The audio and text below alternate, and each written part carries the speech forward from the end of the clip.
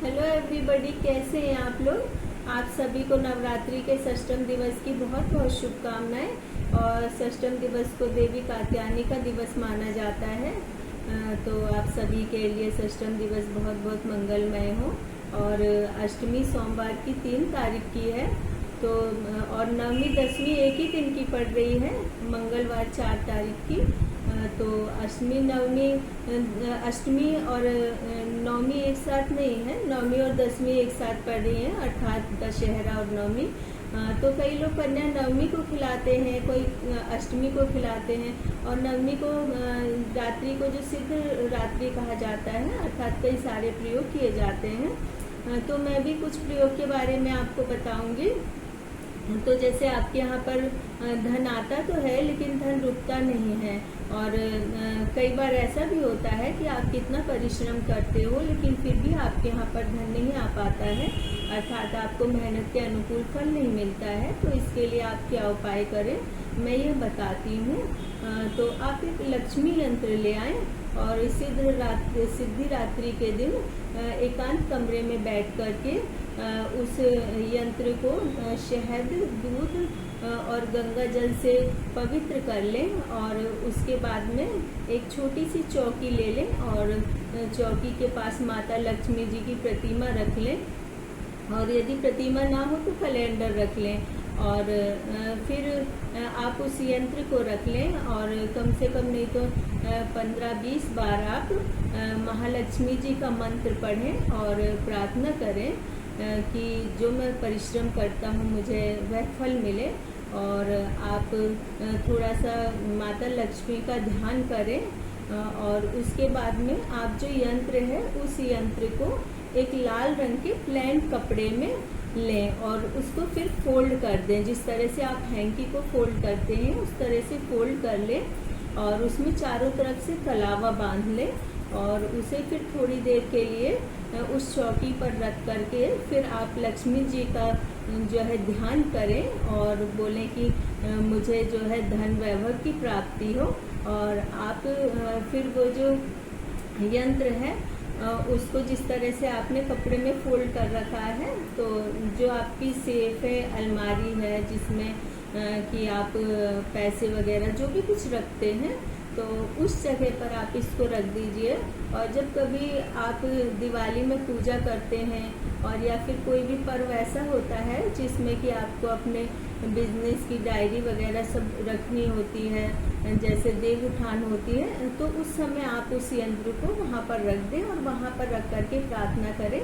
और उसके बाद उस यंत्र को हमेशा सेफ में ही रखें। और यदि आपके घर में कोई अविवाहित पुत्र या पुत्री हैं, उनका विवाह नहीं हो रहा है, तो उनको सिद्धि रात्रि पर देवी माँ की प्रतिमा के सामने बैठाएं और कलावा ले लें।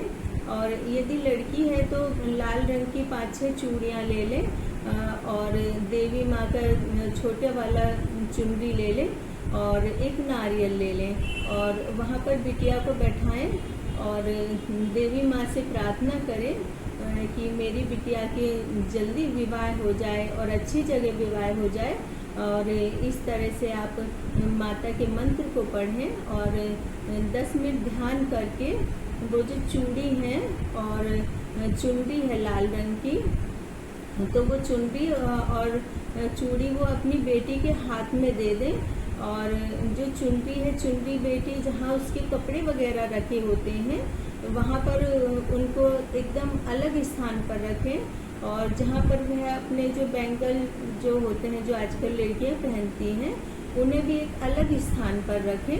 तो इस तरह से आपकी बेटी का जो विवाह है, यदि माता की कृपा हुई तो जल्दी से जल्दी हो जाएगा। और यदि बेटे के विवाह के लिए आपको ये यंत्र सिद्ध करना है तो आपके बेटे के लिए कलावा रख लें और लाल टीका रख लें और मंत्र करें कि आपके बेटे का विवाह जल्दी से जल्दी हो जाए। और इसमें आप प्रार्थना करके अच्छी तरह से देवी माँ से उपासना करें और फिर बेटे के हाथ में कलावा बांध दें और फिर थोड़ी देर बेटे से भी बोले कि वह प्रार्थना करे, तो आपके बेटे का यदि देवी माँ ने चाहा तो शीघ्र से शीघ्र और अच्छी जगह पर विवाह हो जाएगा।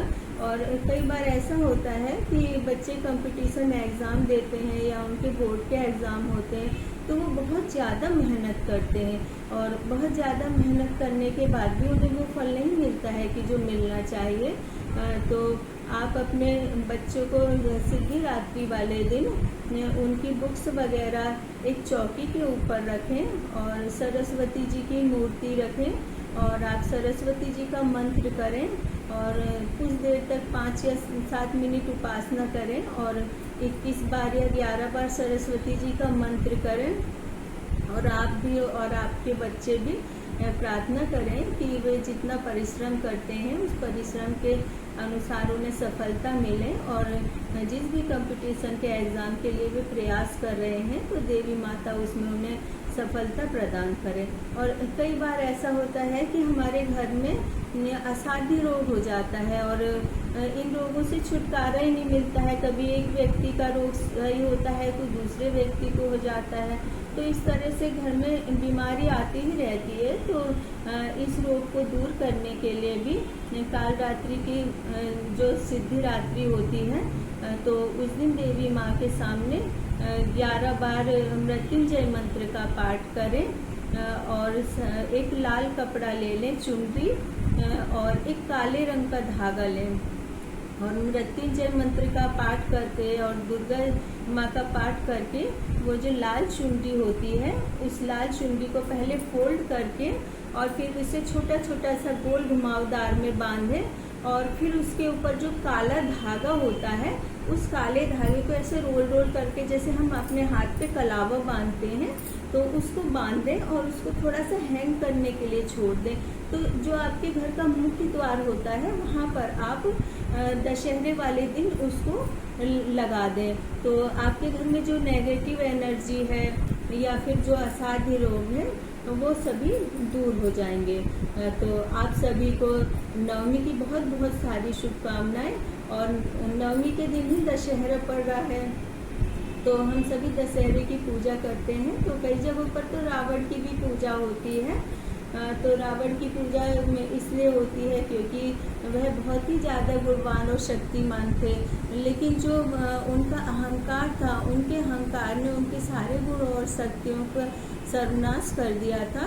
तो जो हम लोग रावण के 10 मुख होते हैं वो मनुष्यों ने ही कल्पना की है कि अर्थात 10 मुँह में अहंकार, प्रतिशोध, स्त्री का अपमान, स्त्री का अपहरण करना और वेश बदलना और छल कपट इत्यादि। तो ये जो 10 दुर्गुण होते हैं, तो यदि हम रावण जलता है उसको देख करके आते हैं और हम ये सोचते कि हमारे 10 गुण जो है खत्म हो गए, तो ऐसे नहीं होते हैं। रावण के साथ साथ हमें अपने अंदर के भी 10 गुणों को अवगुणों को ख़त्म करना है, क्योंकि यदि हम अपने अवगुणों को ख़त्म नहीं करते तो हम चाहे कितना भी गुणवान क्यों ना हो, हम अपने अवगुणों के होने की वजह से हम थोड़ा अपने स्तर से नीचे गिर जाते हैं और हम कितने भी ऊंचे पदों पर चले जाएं। और यदि हमारे अंदर अहंकार होगा तो हमारे और जगह पर इतनी पद प्रतिष्ठा नहीं होगी और बिना अहंकार के हमें पूरा मान सम्मान मिलेगा। तो आप सभी को दशहरे की बहुत बहुत सारी शुभकामनाएं।